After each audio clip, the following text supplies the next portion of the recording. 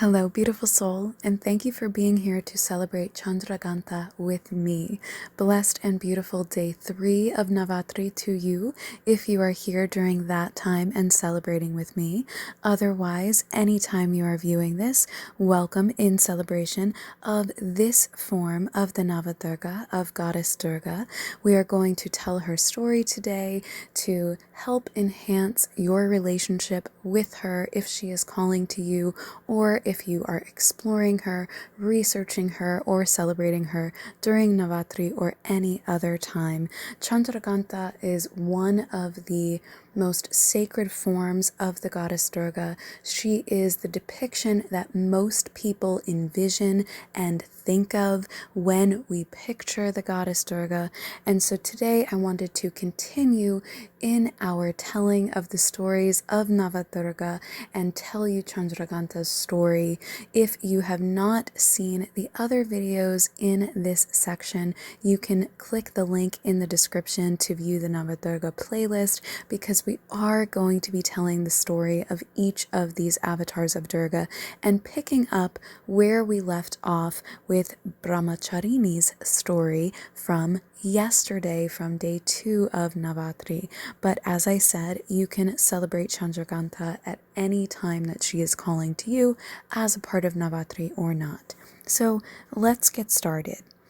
On this third day, we celebrate the goddess in this blessed and beautiful form of hers, where she is finally presenting in her 10-armed form. She is the depiction of beauty and of bravery. She is also known as she who inspires, because so much of her story of how she became this version of herself stems from her relationship with Lord Shiva, from the continuation of her presentation as Parvati, becoming Brahmacharini, going through her penance for thousands of years, finally reuniting with Lord Shiva, as we told you yesterday, and then coming into this form where they are reunited and ready to be married again. So this is the bridegroom form of the goddess Durga. And this story begins where our last story with Brahmacharini left off, which is when they are reunited and decide to be married. She then leaves her penance for the thousands of years from the forest. She returns to the home of her parents, who were ready to accept her and Lord Shiva, and they prepare for their marriage ceremony.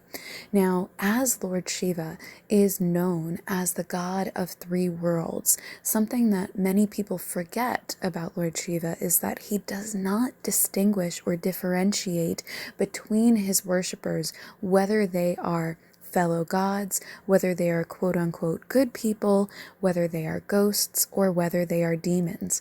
He is the God, the Lord of 3 worlds. He can walk in any world and be worshipped, and he will respect any who respect him. But of course, first and foremost, he is also here to be a destroyer of ignorance. And so much of what we consider to be evil is sometimes considered from our standpoint of current ignorance. So that's something to consider in your worship of Lord Shiva. However, we are here to celebrate the goddess today, so let's get back to talking about her. It is important to know this about Lord Shiva, though, because he approached his wedding with goddess Parvati as she was before she took this next form. And he came to the home of her parents, where they had all dignitaries and people dressed in splendor. Parvati was decked out. She was ready to go as a beautiful bride, and her bridegroom came to her covered in the ashes from the crematories of the ghosts that he had been visiting. His hair was matted, he was disheveled, and he quite frankly scared some of the guests. And although Parvati set it up in her incarnation that she was ready to have parents who accepted her beloved of Lord Shiva because of her previous life experience as goddess Sati, she did not want to let her parents and all the people down who had come to support them in their wedding. But rather than chastise or criticize Lord Shiva for his appearance, as her mother tried to do, which was interesting, right? Because as goddess Sati, her father criticized Shiva, but now in this other incarnation as Parvati, her mother criticized Lord Shiva. So that's just an interesting side reincarnation note for those of you who are geeky about that stuff like me. But she did not criticize Lord Shiva. She loved Lord Shiva in all his forms, under all his names, under any image that he could appear. But she would quite frankly rather him come dressed to the nines for their wedding ceremony. But rather than demand that of him, she used it as an opportunity to inspire him, to transform herself.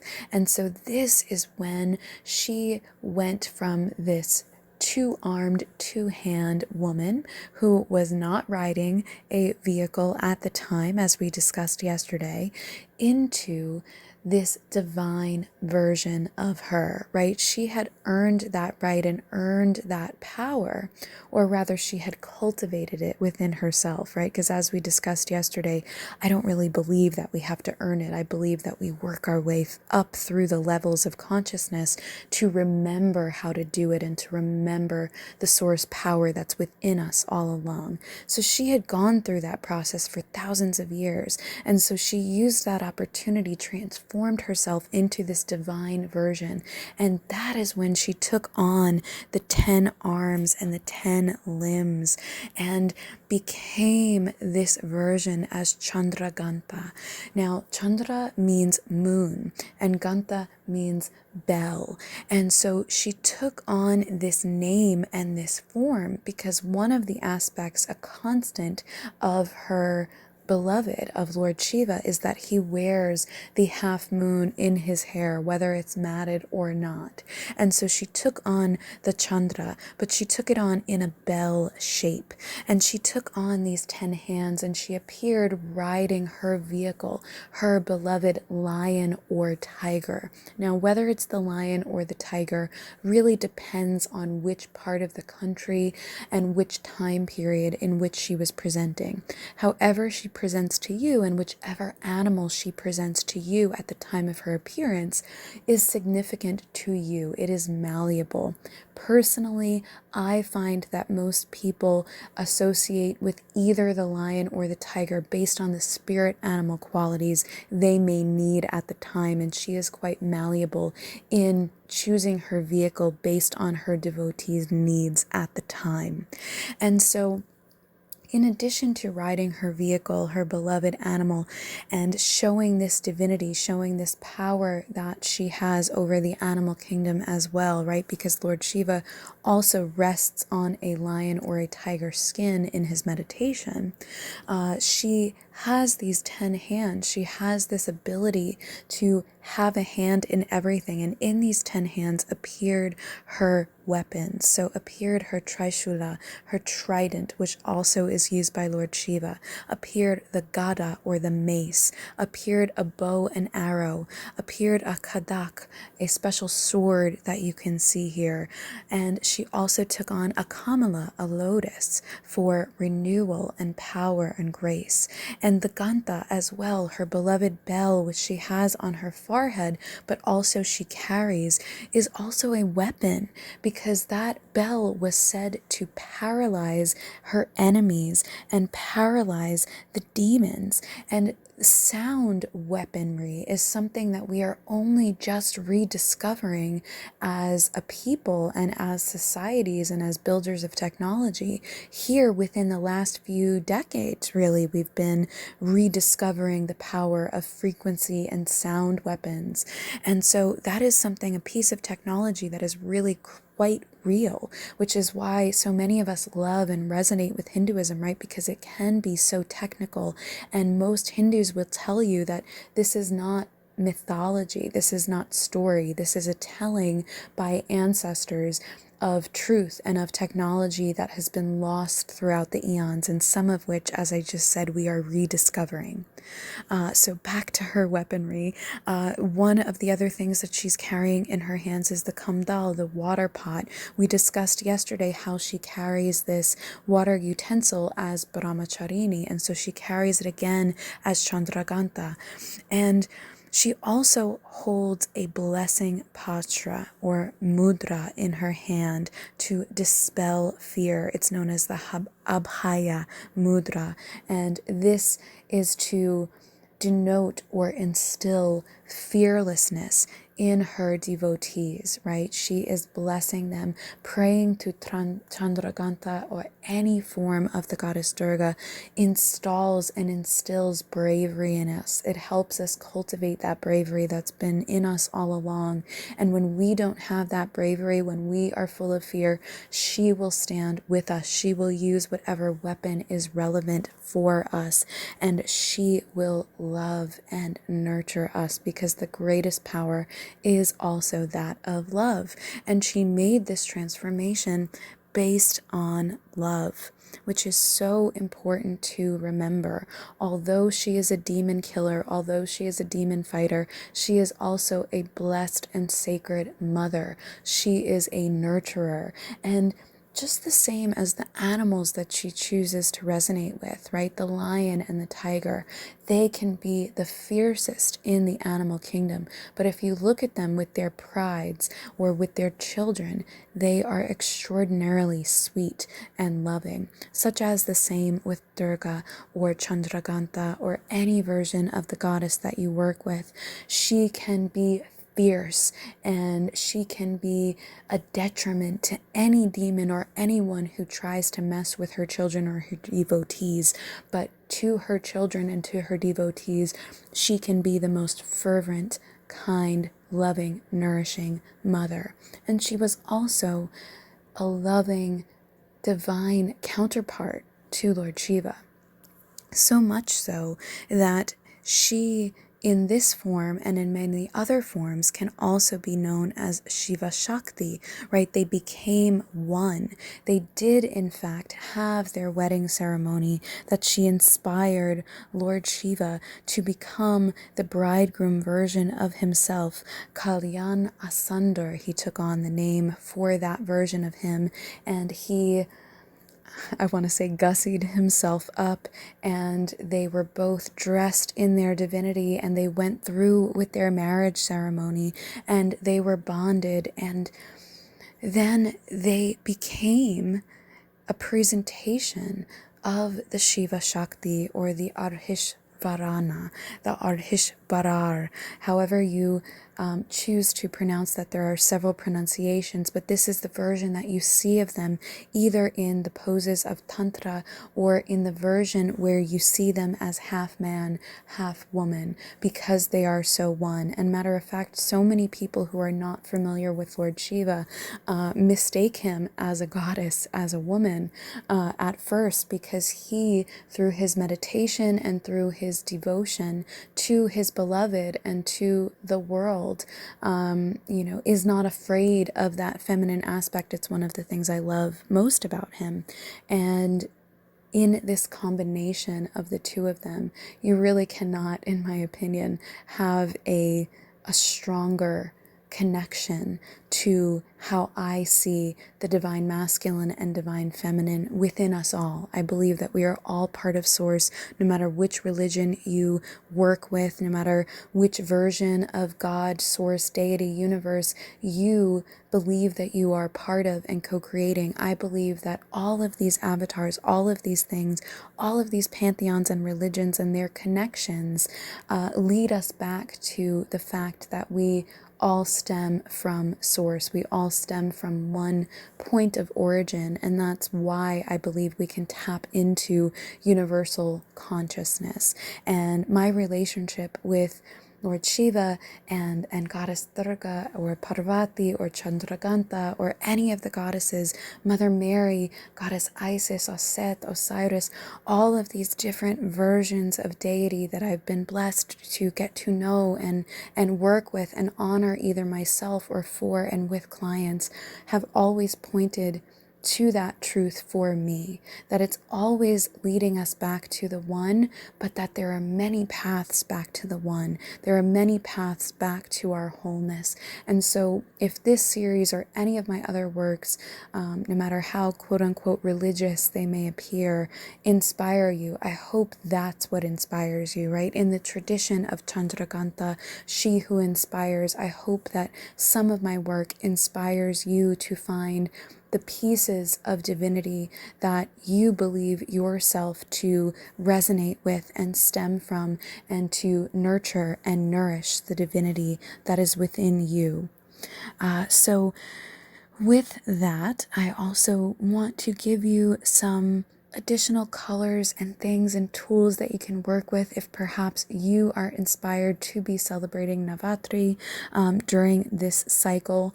You may be viewing this in another year than I've uploaded it. Be sure to look up, because the dates of Navratri change throughout the years. They are generally within the same time period in the autumn or fall in the Northern Hemisphere, but they do shift accordingly.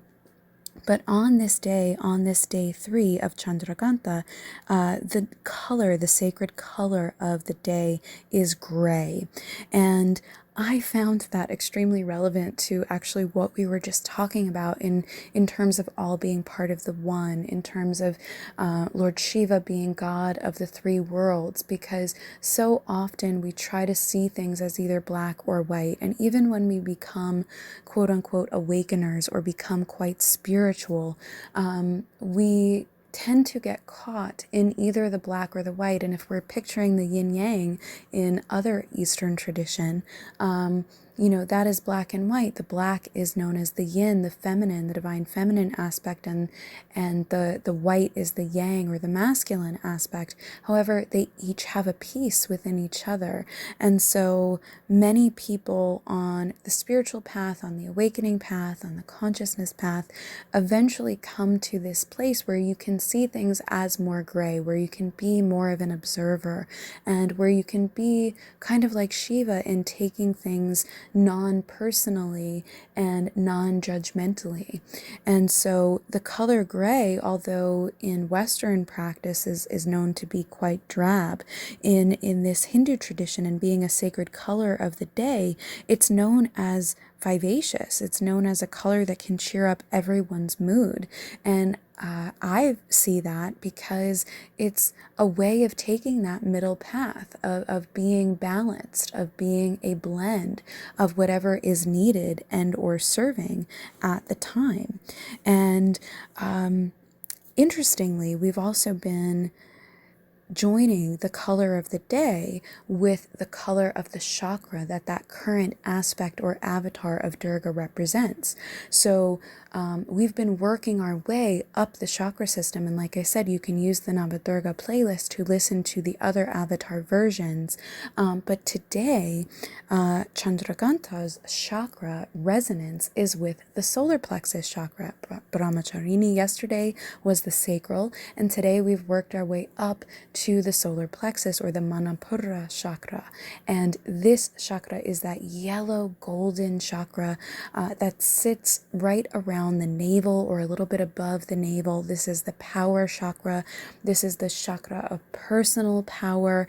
As the Manipura chakra, it's known as the city of jewels, and that gorgeous vivacious yellow, or the color that we think of when we think of the sun, although of course the sun is most probably white, and we've been a little brainwashed with NASA photos to think it's yellow, but irrelevant. It looks yellow when we're here on Earth, so we're going to go with that yellow personal power color. Can tap us into not only Chandraghanta, but also our personal power, right? A lot of people also forget that spiritual tradition sometimes also speaks about the sun behind the sun, or the great central sun. So in my work, I have also found that the solar plexus chakra can have multiple layers to it. And actually, empaths tend to have the most difficulty with the solar plexus chakra. It's why so many of us have this kind of self-protection mechanism where we put our arms crossed and we cross our arms, and that blocks our navel, because it's just the same as like an animal that protects their abdomen. It's the same way. It can be a source of great power, but it can also be a source of drain before you know how to have boundaries for yourself in that area, or before you know how to have enough light that you are not allowing others to drain you of the light from there. So that's also something to consider in your work as you work your way up the chakra system, as you work your way through the different forms of deity and of Devi, and how Deva can work with you in transforming and empowering your divine feminine, whether you are a masculine or a feminine being, because as we discussed, we are all both, in my opinion. And with that, I am going to begin to close this session. If you have questions about Chandraghanta, please feel free to ask them and connect more. Feel free to watch this animation and visualization to connect with her. I have imbued it with energy and with light codes, and you can see some light emanating from there and from the bell shape within her forehead. If you want to use it for meditation, I would love that. I'm sure she would as well. If you have stories that you would like to share of the goddess Durga, I also welcome those, and I invite you, if you would like to work with her more through energy art, you can use the links in the video description, as I also have a energy art and enlightened merch collection dedicated to Durga, and also one to tomorrow's version, which is the goddess Kushmanda. So be sure to tune in again or check the playlist for the Kushmanda and the following avatar associations for Navadurga. You can use those links if you would like to purchase something from my energy art collection, and you can also visit my website Damcl Designs, DAMCL designs.com, not only for energy art and enlightened merch, but also to work with me spiritually through quantum sessions, Akashic records readings, and so much more. If you are called to energy healing work, there is also a link in the video description and on my website for a contact for a consult form to see if we are a good fit to do such deep works such as energy healing, soul retrieval, shamanic works, and so much more. And I would love to work with more of you in that capacity as you either heal, awaken, ascend, or advance your own personal gifts or connections with Devi, your higher self, whatever form that takes on for you. If you are called and drawn and able, I also have a donate link through paypal.me/𝑑enlightenededits for those of you who would like to support my free and public works such as this. Donation is not necessary. It's not a requirement. However, if you are called to bless me, all donation amounts are always appreciated to keep my channels open and flowing with my free works as well. And I would also very much love it if you have vibed and resonated with this, if you remember to give this a like and follow or subscribe so that we can keep in touch and you can get in touch with some of my other works as well. Please share this if you are so inclined with someone who you know who may be interested in getting in touch with Devi in this or any of her other forms. And with that, I will see you next time. I am wishing you much love and many blessings with love, light, and light codes. Love, Danielle, #Damcl at @DenlightenedEdits of DamclDesigns.com. Bye for now. Be blessed.